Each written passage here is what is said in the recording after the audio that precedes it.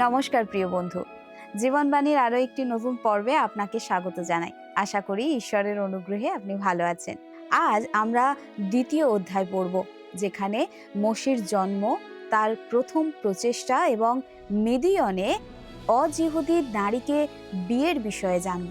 তাহলে চলুন আজকের অধ্যয়ন শুরু করা যাক। আমাদের এই অনুষ্ঠানটি শুধুমাত্র খ্রিস্টানদের জন্য প্রস্তুত করা হয়েছে এবং পবিত্র বাইবেলের শিক্ষার ভিত্তিতে তাদের বিশ্বাসকে দৃঢ় করা ও আধ্যাত্মিক বিকাশে উৎসাহিত করার উদ্দেশ্যে পরিচালিত হয়। অন্য কোনো ধর্ম, বিশ্বাস বা মতাদর্শের সমালোচনা, বিরোধিতা বা অবমূল্যায়ন করার কোনো উদ্দেশ্য আমাদের নেই।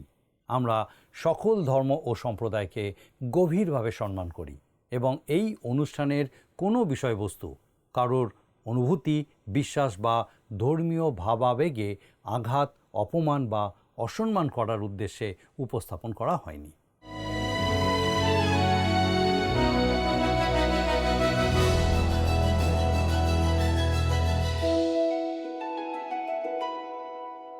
আমাদের আজকের আলোচনার বিষয় মোশির জন্ম, আপন জাতিকে সাহায্য করার ক্ষেত্রে তার প্রথম পদক্ষেপ এবং মিদিয়ন দেশে এক পরজাতীয় নারীকে তার স্ত্রী হিসেবে গ্রহণ। এই অধ্যায়ের মূল কেন্দ্রে রয়েছেন মুক্তিদাতা মোশি। যাত্রা পুস্তকের প্রথম 11টি অধ্যায় জুড়ে ইসরায়েলীয়দের দাসত্ব থেকে মুক্ত করার ক্ষেত্রে তার ভূমিকাই সবথেকে প্রধান ও উজ্জ্বলভাবে ফুটিয়ে তোলা হয়েছে। যাত্রা পুস্তক মূলত পরিত্রাণ বা মুক্তির এক মহান আখ্যান। তবে মনে রাখতে হবে, এই বইটিতে নতুন কোনো কাহিনী শুরু বা শেষ হয়নি। এটি মূলত আদি পুস্তক থেকে শুরু হওয়া সেই ধারাবাহিক ইতিহাসেরই একটি অংশ, যা পরবর্তীতে লেবীয় পুস্তক ও গণনা পুস্তকেও একইভাবে চলমান রয়েছে। আসুন আমরা পড়ি যাত্রা পুস্তক 2 অধ্যায় 1 আর 2 পদ। মোশির বিবরণ। আর লেবীর কুলের এক পুরুষ গিয়া এক লেবীয় কন্যাকে বিবাহ করিলেন, আর সেই স্ত্রী গর্ভধারণ করিয়া পুত্র প্রসব করিলেন ও শিশুটিকে সুশ্রী দেখিয়া 3 মাস গোপনে রাখিলেন। এটি মূলত সেই আদি ও চিরন্তন মানবিক গল্প, যেখানে একজন পুরুষ একটি নারীকে দেখে তার প্রেমে পড়ে এবং তারা বিবাহ বন্ধনে আবদ্ধ হয়। নারীটিও তাকে একইভাবে ভালোবাসে এবং তাদের কোল জুড়ে একটি নতুন প্রাণের আগমন ঘটে। মানুষের সাধারণ জীবনের গল্প তো মূলত এইরকমই, আর ঠিক এই সহজ সরল চিত্রটিই আমরা এখানে দেখতে পাই। মোশি নিজেই যখন তার পিতামাতা এবং নিজের জন্মের এই বিবরণটি লিখছেন, তখন তার লেখনীতে এক অদ্ভুত বিনম্রতা ও সংক্ষিপ্ততা প্রকাশ পেয়েছে। মোশি এখানে নিজের পিতামাতার নাম পর্যন্ত উল্লেখ করেননি। তারা সাধারণ মানুষ ছিলেন, দাসত্বের শৃঙ্খলে বন্দী ছিলেন এবং লেবী বংশের সদস্য ছিলেন। ব্যাস, এই মুহূর্তে মোশি কেবল এইটুকুই বলেছেন। পরবর্তীতে বাইবেলের অন্য অংশে আমরা তাদের নাম অমরম ও যোখেবদ হিসেবে জানতে পারি। 2 পদে মোশির নিজের সম্পর্কে শুধু এইটুকু বলা হয়েছে যে তিনি একজন সুস্থ সবল ও ফুটফুটে শিশু ছিলেন। নিজের জীবনের বিবরণ বা আত্মজীবনী লেখার ক্ষেত্রেও মোশিকে এখানে বেশ সংযত, মৃদুভাষী ও প্রচার বিমুখ বলেই মনে হয়। এরপরে দেখি আমরা 3 পদে লেখা আছে, পরে আর গোপন করিতে না পারাতে তিনি এক নলের প্যাট্রা লইয়া মেটিয়া তৈল ও আলকাত্রা লেপন করিয়া তাহার মধ্যে বালকটিকে রাখিলেন ও নদী তীরস্থ নলবনে তাহা স্থাপন করিলেন। মোশি যে কেবল একজন সুস্থ সবল শিশুই ছিলেন তা নয়, বরং তার ফুসফুসে জোরও ছিল খুব বেশি। প্রথম তার পিতামাতা তাকে লুকিয়ে রাখতে পেরেছিলেন, কিন্তু দিন যত যেতে লাগলো মোশির কান্নার আওয়াজও তত তীব্র হতে শুরু করলো। আমাদের মধ্যে অনেকেই অবুঝ শিশুর মতো কান্নাকাটি করতে বেশ পটু, কিন্তু প্রাপ্তবয়স্ক হিসেবে ঈশ্বরের রাজ্যে কার্যকর কিছু করার ক্ষেত্রে আমরা প্রায়শই পিছিয়ে পড়ি। এদিকে যোখেবদের সামনে তখন এক পাহাড় প্রমাণ সংকট। তিনি আর কোনোভাবেই তার সন্তানকে ঘরে লুকিয়ে রাখতে পারছিলেন না। অনেক অতি ধার্মিক মানুষ হয়তো এই মায়ের জায়গায় অবাস্তব সিদ্ধান্ত নিয়ে বলতেন, যাই হোক না কেন, আমরা কেবল ঈশ্বরের উপরে ভরসা রাখব। কথাটি শুনতে আত্মিক মনে হলেও নিজের বোকামির উপর ঈশ্বরের শিলমোহর আশা করা আর যাই হোক খাঁটি বিশ্বাস নয়। যোকেবদের জন্য সন্তানকে ঘরে আটকে রাখাটা হয়তো এক চরম বোকামি হতো, কারণ পাশ দিয়ে হেঁটে যাওয়া কোনো রাজপ্রহরী যদি একবার শিশুর কান্না শুনে ফেলত, তবে মোশির তাৎক্ষণিক মৃত্যু ছিল অবধারিত। অনেকে হয়তো যুক্তি দিতে পারেন, কেন? প্রহরী যখন পাশ দিয়ে যাবে তখন তো ঈশ্বর অলৌকিকভাবে শিশুটির কান্না থামিয়ে দিতে পারতেন। কিন্তু আপনি তা কিভাবে নিশ্চিত হবেন? বিশ্বাস কোনো অন্ধকারে অন্ধের মতো ঝাঁপ দেওয়া নয়। ঈশ্বর আমাদের এমন কিছু বিশ্বাস করতে বলেন যা বাস্তব, যুক্তিগ্রাহ্য ও সুদৃঢ়। ঈশ্বর আমাদের কখনো অবান্তর বা বোকা বনে যাওয়ার মতো কাজ করতে বলেন না। তাই যোকেবদ অত্যন্ত বিচক্ষণ ও বাস্তবসম্মত একটি পথ বেছে নিলেন।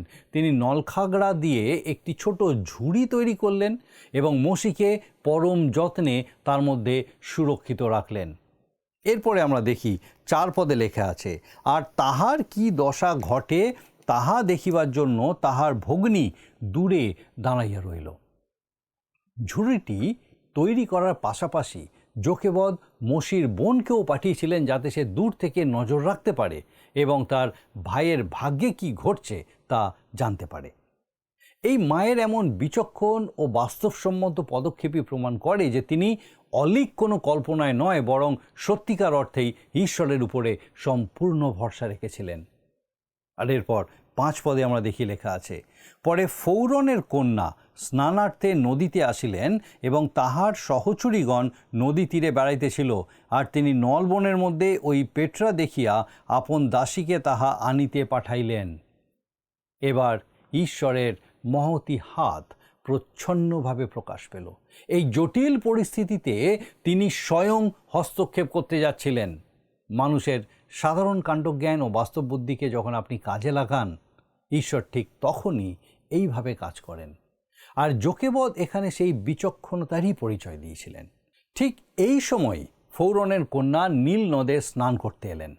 জায়গাটি নিঃসন্দেহে বেশ নির্জন ও সুরক্ষিত ছিল, আর সেখানেই তার নজরে এলো ভাসমান সেই ছোট্ট ঝুড়িটা। তিনি কৌতূহলী হয়ে তার দাসীদের একজনকে পাঠিয়ে ঝুড়িটি তার কাছে নিয়ে আসার নির্দেশ দিলেন। এরপরে আমরা দেখি কি হলো। 6 পদ, পরে পেট্রা খুলিয়া শিশুটিকে দেখিলেন, আর দেখো ছেলেটি কাঁদিতেছে। তিনি তাহার প্রতি সদয় হইয়া বলিলেন, এটি ইব্রিয়দের ছেলে। ঠিক সেই মুহূর্তটি ছিল শিশুটির কেঁদে ওঠার একদম সঠিক সময়।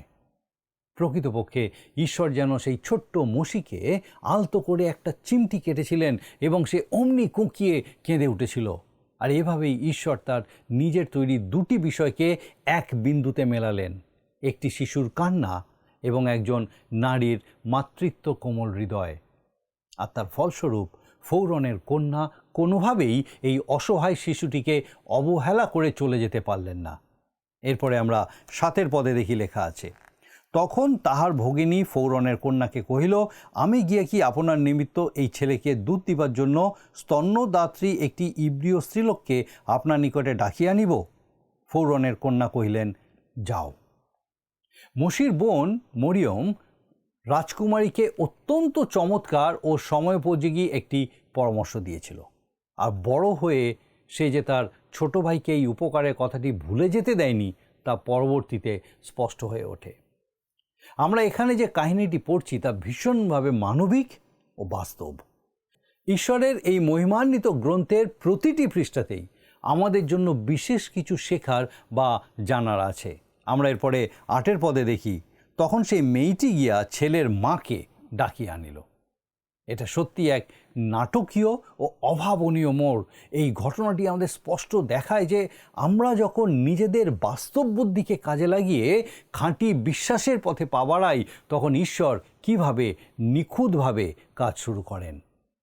স্বয়ং শিশুটির নিজের মাকেই ডেকে আনা হলো তাকে বুকের দুধ খাইয়ে বড় করার জন্য, আর তার উপর তাকে এর জন্য রাজকীয় পারিশ্রমিকও দেওয়া হলো। এর থেকে চমৎকার আর কি হতে পারে?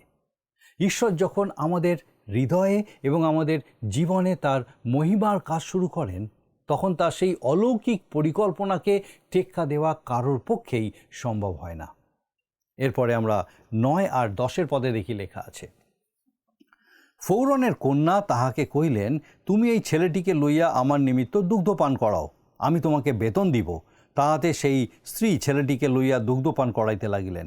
পরে ছেলেটি বড় হইলে তিনি তাহাকে লইয়া ফৌরনের কন্যাকে দিলেন। তাহাতে সে তাহারই পুত্র হইল, আর তিনি তাহার নাম মসি টানিয়া তোলা রাখিলেন, কেননা তিনি কহিলেন, আমি তাহাকে জল হইতে টানিয়া তুলিয়াছি। মসি নামের অর্থ হল যিনি জল থেকে টেনে তোলেন বা উদ্ধারকর্তা। ফৌরনের কন্যা তার এই নামকরণ করেছিলেন কারণ তিনি তাকে নীল নদের জল থেকে টেনে তুলেছিলেন। যদিও হিব্রুদের উপরে নির্যাতনকারী সেই ফৌরন আসলে কে ছিলেন তা নিয়ে ঐতিহাসিক ও বাইবেল গবেষকদের মধ্যে অনেক বিতর্ক ও মতভেদ রয়েছে। তবুও ধারণা করা হয় যে ফৌরনের এই কন্যা সম্ভবত দ্বিতীয় রামিসেসের জ্যেষ্ঠ কন্যা অথবা তার বোন ছিলেন।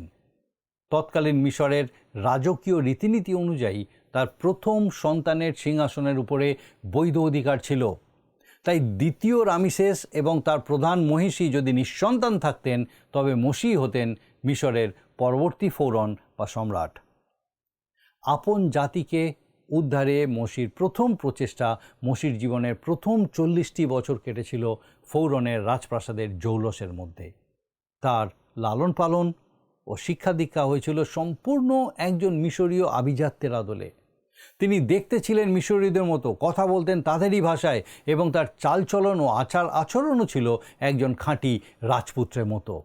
এমনকি পরবর্তীতে তিনি যখন মিদিয়ন দেশে পালিয়ে যান তখনও সেখানকার মানুষেরা প্রথম দেখায় তাকে একজন মিশরীয় হিসাবেই চিনেছিল, যা আমরা যাত্রা পুস্তকের পরের অংশেই দেখতে পাব।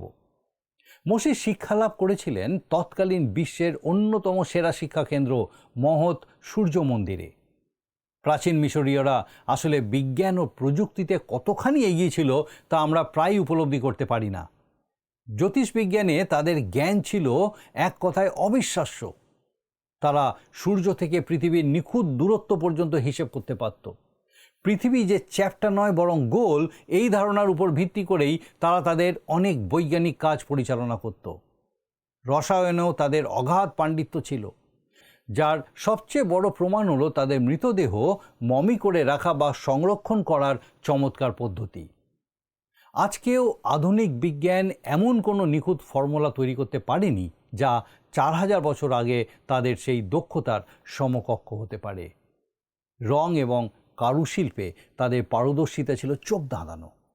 তাদের ব্যবহার করা রঙগুলো আজকের যে কোনো আধুনিক রঙের চেয়েও অনেক বেশি টেকসই ও উজ্জ্বল। এই সমস্ত অভাবনীয় অর্জনের পাশাপাশি মিশরীয়দের একটি বিশাল লাইব্রেরি বা তত্ত্বভাণ্ডারও ছিল। আর বাইবেল আমাদের বলে মসি মিশরীয়দের এই সমস্ত রাজকীয় বিদ্যায় পারদর্শী ও প্রাজ্ঞ হয়ে উঠেছিলেন। তবে মসির এই জাগতিক শিক্ষার মধ্যে কেবল একটি মস্ত বড় খামতি ছিল, আর তা হলো তিনি ঈশ্বরের সেবা করার বা তার ইচ্ছার বাধ্য থাকার শিক্ষা সেখানে পাননি। তা সত্ত্বেও মসিকে কোনোভাবেই সাধারণ একজন মানুষ ভাবার সুযোগ নেই। তিনি ছিলেন এক অনন্য ও পরাক্রমী ব্যক্তিত্ব।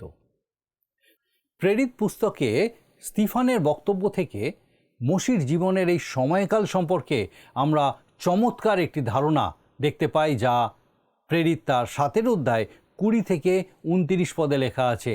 আপনার সময় থাকলে কোনো সময় আপনি এই অংশটা পড়ে নেবেন। প্রেরিত 7 অধ্যায় 20 থেকে 29 পদ। সহজ কথায় মিশরের এই রাজকীয় ও জাগতিক প্রশিক্ষণের কোনো কিছুই মসিকে ইসরায়েলীয়দের দাসত্ব থেকে মুক্ত করার জন্য আধ্যাত্মিকভাবে প্রস্তুত করতে পারেনি। একদিন রাজপ্রাসাদের বাইরে গিয়ে তিনি যখন দেখলেন যে তার এক হিব্রু ভাইকে একজন মিশরীয় কৃতদাস চালক নির্মমভাবে প্রহার করছে, তখন মসি নিজের শক্তিতে ও রাগের বশে সেই মিশরীয়কে হত্যা করলেন। এই কাজটি করার সময় মসি চারপাশে ডান দিকে বাম দিকে তাকিয়ে নিশ্চিত হতে চেয়েছিলেন যে মানুষে তাকে দেখেছে কিনা, কিন্তু তিনি ওপরের দিকে তাকাননি। তার উচিত ছিল ওপরের দিকে, অর্থাৎ ঈশ্বরের দিকে তাকানো, যিনি তাকে মানুষের বুদ্ধিতে এমন অবিবেচকের কাজ করতে নিশ্চিতভাবেই নিষেধ করতেন। কারণ মোশি ঈশ্বরের নির্ধারিত সময়ের চেয়ে প্রায় 40 বছর আগেই নিজের শক্তিতে ইসরায়েল জাতিদের উদ্ধার করতে নেমে পড়েছিলেন। আর এই কারণেই ঈশ্বর তাকে রাজপ্রাসাদের জৌলস থেকে বার করে সুদূর মরুভূমির এক নির্জন প্রান্তরে পাঠাতে চলেছেন, যাতে আগামী 40 বছর সেখানে তিনি নম্রতা ও ঈশ্বরের উপরে নির্ভরতার আসল শিক্ষা লাভ করতে পারেন।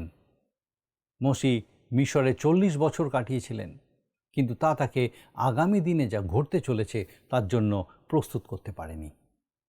এরপরে আমরা 16 পদে দেখি লেখা আছে, 2 অধ্যায়, যাত্রা পুস্তক 2 অধ্যায় 16 পদ। মিদিয়নীয় যাজকের 7টি কন্যা ছিল, তাহারা সেই স্থানে আসিয়া পিতার মেষপালককে জলপান করাইবার জন্য জল তুলিয়া নিপানগুলি পরিপূর্ণ করিল। তারপরে 17 পদ। তখন মেষপালকেরা আসিয়া তাহাদিওকে তাড়াইয়া দিল, কিন্তু মোশি উঠিয়া তাহাদের সাহায্য করিলেন ও তাহাদের মেষপালকে জল পান করাইলেন। এরপরে 18 পদে দেখি লেখা আছে, পরে তাহারা আপনাদের পিতা রুয়েলের কাছে গেলে তিনি তাহাদিওকে জিজ্ঞাসা করিলেন, অদ্য তোমরা কি প্রকারে এত শীঘ্র আসিলে? তাহারা কহিল, একজন মিস্রীও আমাদিওকে মেষপালকদের হস্ত হইতে উদ্ধার করিলেন, আরও তিনি আমাদের নিমিত্তে যথেষ্ট জল তুলিয়া মেষপালকে জল পান করাইলেন। তখন তিনি আপন কন্যাদিওকে কহিলেন, সেই লোকটি কোথায়? তোমরা তাহাকে কেন ছাড়িয়া আসিলে? তাহাকে ডাকো, তিনি আহার করুন। পরে মোশি ওই ব্যক্তির সঙ্গে বাস করিতে সম্মত হইলেন, আর তিনি মোশির সহিত আপন কন্যা সিপ্পোরার বিবাহ দিলেন। সিপ্পোরাকে মোশির সাথে বিবাহ দেওয়া হলো। এটি অত্যন্ত চমৎকার একটি বিষয় যে পুরাতন নিয়মের অনেক পুরুষই ছিলেন খ্রিস্টের একটি প্রতিরূপ। যদিও তাদের জীবনের সমস্ত খুঁটিনাটি বিবরণ খ্রিস্টের সাদৃশ্য বহন করে না এবং তা সম্ভবও ছিল না, তবুও তারা নিশ্চিতভাবেই কোনো না কোনোভাবে খ্রিস্টের প্রতিচ্ছবি তুলে ধরে। যেমন আমাদের ত্রাণকর্তা খ্রিস্টের সম্পূর্ণ বিপরীতে মোশি ছিলেন একজন হত্যাকারী। তা সত্ত্বেও মোশি খ্রিস্টের একটি বিশেষ প্রতিরূপ ছিলেন, এই কারণে যে তিনি ছিলেন ঈশ্বরের মনোনীত উদ্ধারকর্তা। তিনি প্রথমে ইসরায়েল জাতি দ্বারা প্রত্যাখ্যাত হয়ে পরজাতীয়দের দিকে ফিরেছিলেন এবং একজন পরজাতীয় কনে গ্রহণ করেছিলেন, আর এর পরবর্তীতে তিনি পুনরায় ইসরায়েলের উদ্ধারকর্তার রূপে আবির্ভূত হন এবং তখন তারা তাকে গ্রহণ করে। আর এইভাবেই আমরা মোশিকে মিদিয়ন দেশে দেখতে পাই। পরবর্তী 40টি বছরের জন্য এটি হয়ে ওঠে তার ঠিকানা। সেখানে তার ঘরে 2টি পুত্র সন্তান জন্ম নেয়। মিশরের দাসত্বের শৃঙ্খল থেকে ইসরায়েল জাতিকে মুক্ত করার জন্য একজন যোগ্য উদ্ধারকর্তা হিসেবে গড়ে ওঠার আসল প্রস্তুতি তিনি এই মরুভূমিতেই শুরু করবেন। সিপ্পোরা নামের অর্থ হলো চড়ুই পাখি, যা হয়তো তার একজন ছোটোখাটো ও চঞ্চল প্রকৃতির মানুষ হওয়ার দিকে ইঙ্গিত করে। মোশির কাছে আমরা এরপরে ঈশ্বরের প্রকাশের বিষয় দেখব। আসুন আমরা 23 পদ পাঠ করব। 23 পদে লেখা আছে, অনেক দিন পরে মিশর রাজের মৃত্যু হইল এবং ইসরায়েল সন্তানগণ দাস্যকর্ম প্রযুক্ত কাতরোক্তি ও ক্রন্দন করিল এবং দাস্যকর্মর জন্য তাহাদের আর্তনাদ ঈশ্বরের নিকটে উঠিল। এরপরে 24 পদ, আর ঈশ্বর তাহাদের আর্তস্বর শুনিলেন এবং ঈশ্বর অব্রাহামের, ইসাহাকের ও যাকবের সহিত কৃত আপনার নিয়ম স্মরণ করিলেন। ফলত ঈশ্বর ইসরায়েল সন্তানদের প্রতি দৃষ্টিপাত করিলেন, আর ঈশ্বর তাহাদের তত্ত্ব লইলেন। ঈশ্বর ইসরায়েল সন্তানদের দাসত্ব থেকে মুক্ত করার জন্য প্রস্তুত হচ্ছেন এবং মোশিও সেই উদ্ধারকর্তা রূপে প্রয়োজনীয় প্রশিক্ষণ লাভ করছেন। ঈশ্বর ইসরায়েলীয়দের উদ্ধার করার সিদ্ধান্ত এই কারণে নেননি যে তারা মিশরীয়দের থেকে শ্রেষ্ঠ ছিল, কিংবা তারা ঈশ্বরের প্রতি অত্যন্ত বিশ্বস্ত ও বাধ্য ছিল, অথবা তারা ঈশ্বর ছাড়া অন্যান্য কোনো কিছুর আরাধনায় লিপ্ত হয়নি। বাস্তব সত্য হলো এই জাতিটি ঈশ্বরের প্রতি চরম অবিশ্বস্ত ছিল। তারা ঈশ্বরের পরিবর্তে নানা ধরনের বিষয়ের পূজা অর্চনা করত। আপনাদের নিশ্চয়ই মনে আছে, মিশর থেকে অলৌকিকভাবে মুক্ত হয়ে মোশির নেতৃত্বে মরুভূমিতে আসার পর তারা ঈশ্বরের ব্যবস্থা পাওয়ার জন্য সামান্য অপেক্ষাও করতে পারেনি এবং পুজো করার জন্য একটি সোনার বাছুর বানিয়ে ফেলেছিল। ঈশ্বর তাদের উদ্ধার করতে চেয়েছিলেন কেবল এই কারণে যে দাসত্বের শৃঙ্খলে তারা এক সম্পূর্ণ অসহায় ও নিরাশাজনক পরিস্থিতিতে পড়েছিল। যদি কেউ তাদের পক্ষে এগিয়ে না আসতো তবে তারা নিশ্চিতভাবেই ধ্বংস হয়ে যেত। ঈশ্বর ইসরায়েলকে উদ্ধার করেন তার দুটি প্রধান কারণ। প্রথম, তিনি তাদের আর্তনাদ শুনেছিলেন। ইসরায়েলীয়দের সেই চরম অসহায় ও আশাহীন অবস্থা ঈশ্বরের হৃদয়কে স্পর্শ করেছিল। আর দ্বিতীয়ত, তিনি তার চুক্তি স্মরণ করেছিলেন। আব্রাহাম, ইসাহাক ও যাকবের সাথে করা তার চুক্তি বা নিয়ম তিনি ভুলে যাননি। 400 বছর পর আব্রাহামের বংশধরদের পুনরায় সেই প্রতিজ্ঞাত দেশে ফিরিয়ে আনার যে প্রতিশ্রুতি তিনি দিয়েছিলেন, তারই ফলশ্রুতিতে ঈশ্বর তাদের মুক্ত করার এই মহা পরিকল্পনা তৈরি করেন। এখন প্রশ্ন হলো, ঈশ্বর আপনাকে কেন রক্ষা বা উদ্ধার করেছেন? যদি আপনি অবশ্য উদ্ধার পেয়ে থাকেন, ঈশ্বর আমাদের ঠিক সেই কারণেই উদ্ধার করেছেন যে কারণে তিনি ইসরায়েলকে রক্ষা করেছিলেন। আমাদের মধ্যে এমন কোনো ভালো গুণ বা যোগ্যতা ছিল না যা দেখে তিনি আমাদের পরিত্রাণ দিতে বাধ্য হয়েছিলেন। তিনি অত্যন্ত স্পষ্টভাবে জানিয়েছেন যে আমাদের নিজস্ব কোনো যোগ্যতার কারণে আমরা উদ্ধার পাইনি। সাধু পৌল রোমীয়দের প্রতি তার পত্রের 3 আর 24 পদে চমৎকারভাবে এটা ব্যাখ্যা করেছেন।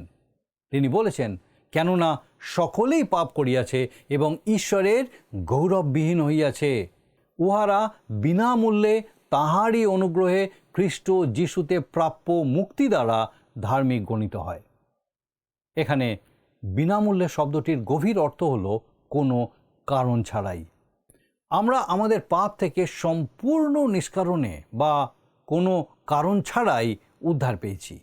এটি ঠিক সেই শব্দ যা আমাদের প্রভু ব্যবহার করেছিলেন যখন তিনি বলেছিলেন যে তাকে বিনা কারণে ঘৃণা করা হয়েছে। যোহন লিখিত সুসমাচার 15-25 পদ।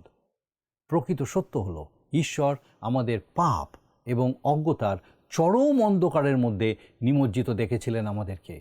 তিনি দেখেছিলেন যে আমরা সম্পূর্ণ আশাহীনভাবে হারিয়ে গেছি এবং নিজেদের রক্ষা করার কোনো ক্ষমতাই আমাদের নেই। ঈশ্বরের প্রেম আমাদের জন্য একজন ত্রাণকর্তার ব্যবস্থা করেছে। যোহন লিখিত সুসমাচার 3-16 পদ আমাদেরকে বলে, ঈশ্বর আমাদের এতটাই ভালোবাসলেন যে নিজের একমাত্র পুত্রকে দান করলেন। তবে কেবল তার ভালোবাসাই আমাদের উদ্ধার করেনি, বরং তার অনুগ্রহ আমাদেরকে রক্ষা করেছে। খ্রিস্ট যিশুতে যে মুক্তি রয়েছে তার মাধ্যমে ঈশ্বরের অনুগ্রহেই আমরা কোনো কারণ ছাড়াই বিনামূল্যে উদ্ধার পেয়েছি। অনেক মানুষই বিশ্বাস করেন যে ঈশ্বর তাদের মধ্যে এমন কিছু দেখেছিলেন যা তাদের পরিত্রাণের যোগ্য করে তুলেছে। তারা মনে করে ঈশ্বর যদিও তাদের পাপী হিসেবেই রক্ষা করেছিলেন, কিন্তু তা করেছিলেন কারণ তিনি আগে থেকেই দেখতে পেয়েছিলেন যে পরবর্তীতে তারা কত সুন্দর ও ভালো মানুষ হয়ে উঠবেন। আমি কি বলতে পারি যে এই ধারণাটি সম্পূর্ণ ভ্রান্ত? আমরা কখনোই নিজের শক্তিতে এমন সুন্দর বা ভালো হয়ে উঠব না। আমাদের প্রত্যেকের মধ্যেই সেই পুরনো পাপময় স্বভাব রয়ে গেছে, যার মধ্যে ভালো কিছুই বাস করতে পারে না।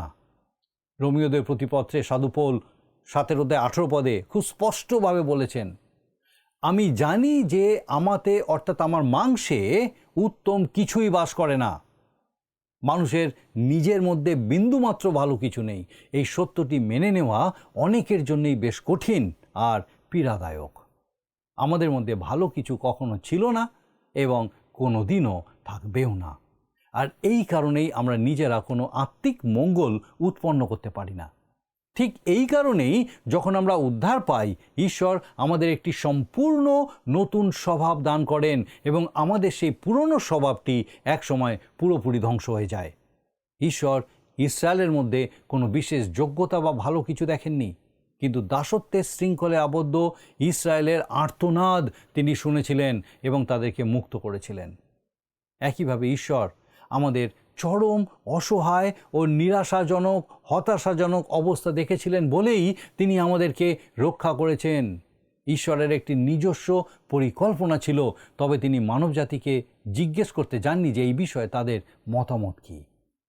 ঈশ্বর পিতা এই জগৎকে এতই ভালোবাসলেন যে জগতের পাপের জন্য নিজের পুত্রকে মৃত্যুবরণ করতে পাঠালেন। পুত্র আসতে সম্মত হলেন, আর পিতা এই বিষয়ে চুক্তি করলেন যে যে কেউই পরিত্রাণের জন্য যীশু খ্রিস্টের উপর বিশ্বাস রাখবে তাকেই তিনি রক্ষা করবেন। ঈশ্বর আমাদেরকে বলছেন, এই সেই পরিত্রাণ যা আমি তোমাদের উপহার দিচ্ছি। তোমরা চাইলে এটি গ্রহণ করতে পারো, আর না চাইলে বর্জন করতে পারো। তিনি অবশ্যই চান যেন আমরা এটি গ্রহণ করি, তবে এই পছন্দের সিদ্ধান্তটি তিনি প্রত্যেকটি ব্যক্তির নিজস্ব স্বাধীনতার উপরে ছেড়ে দিয়েছেন। এক মায়ের বিশ্বাসের গল্প দিয়ে আজকের অনুষ্ঠান শেষ করব।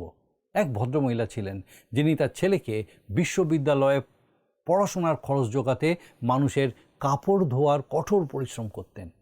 তার ছেলে যখন ছুটির দিনে বাড়ি ফিরে এলো, তখন বিশ্ববিদ্যালয়ের উদারপন্থী শিক্ষা ভাবধারার কারণে ঈশ্বরের প্রতি তার মনে নানা রকম সন্দেহ দানা বেঁধেছিল। সে অবশ্য তার চিন্তাভাবনার এই পরিবর্তন মায়ের কাছে প্রকাশ করতে চাইছিল না। মা তাকে অনবরত বলছিলেন যে ঈশ্বর তাকে উদ্ধার করেছেন, এটি কতই না অলৌকিক বিষয়, এবং তিনি নিশ্চিতভাবে জানেন যে তিনি উদ্ধার পেয়েছেন। অবশেষে ছেলেটি মায়ের এই কথাগুলো সহ্য করতে না পেরে বলেই ফেলল, মা, তুমি বোধহয় বুঝতে পারছো না যে এই বিশাল মহাবিশ্বে তুমি কত ক্ষুদ্র।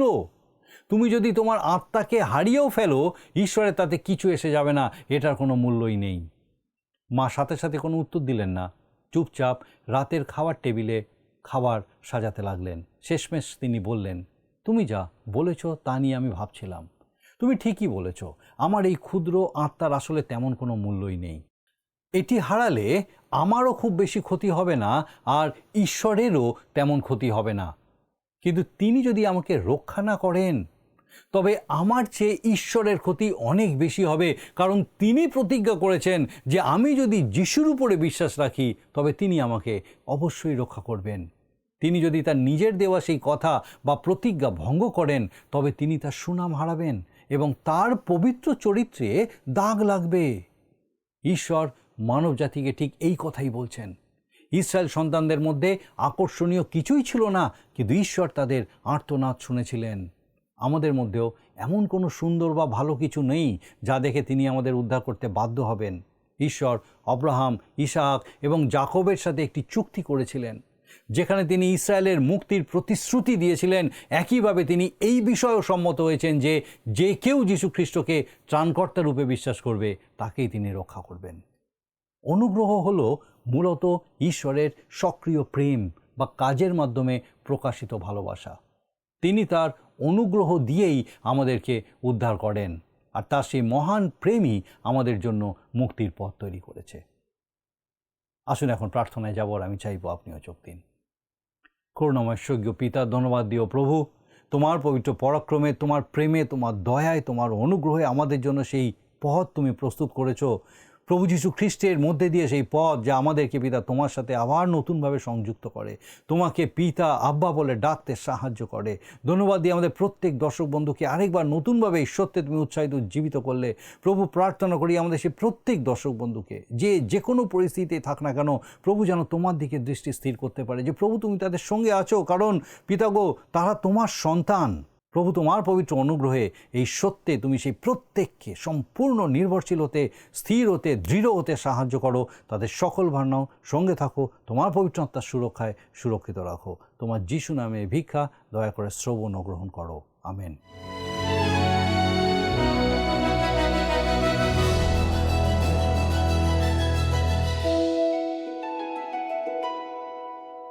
প্রিয় বন্ধু, আশা করি আজকের পর্বটি আপনার ভালো লেগেছে। আজ আমরা দেখেছি কিভাবে কষ্ট ও দাসত্বের মধ্যেও ঈশ্বর তার প্রতিজ্ঞায় বিশ্বস্ত থাকেন। আগামী পর্বে আমরা তৃতীয় অধ্যায় আলোচনা করব, যেখানে মসির আহ্বান ও দায়িত্ব পাওয়ার বিষয়ে জানব। আশীর্বাদে পূর্ণ থাকুন, প্রার্থনা করুন। নমস্কার।